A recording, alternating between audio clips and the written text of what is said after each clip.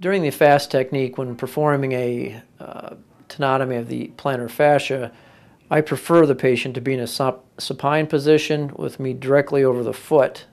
I can visualize the area of pathology easier that way, although I've seen it done numerous ways. We always do a pre-procedure ultrasound to document the area of pathology, again using a marking pen if needed to diagram where the actual pathology sits.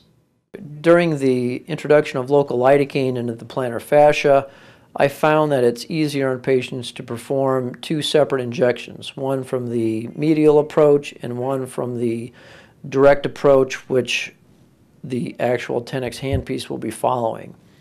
During the FAST technique for plantar fasciitis, I prefer to use a 14 gauge catheter needle to introduce down to the area of pathology.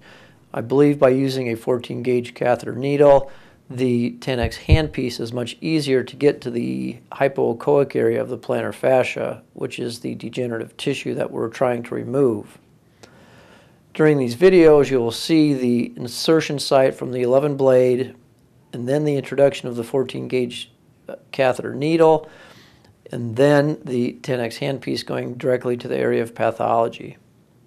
Again, you'll notice the back and forth movement of the 10x handpiece to facilitate removal and to prevent clogging of the actual handpiece. It's important to continually communicate with the patient to make sure they're comfortable, feeling no pain. The actual procedure time takes approximately 45 to 60 seconds. The patient absolutely should have no pain during this procedure and usually is talking to one of the nurses, and the time goes by very fast.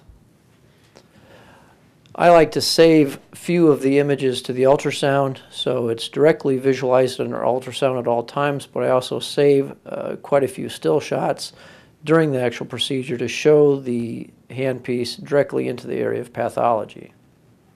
Following the percutaneous tenotomy of the plantar fascia, again, the patient is covered with a steri-strip, a 2x2, a tegaderm occlusive dressing. During the post-op period, the patient will have an ACE wrap on as well as a pneumatic walking boot for approximately 2 weeks until seen back in the office.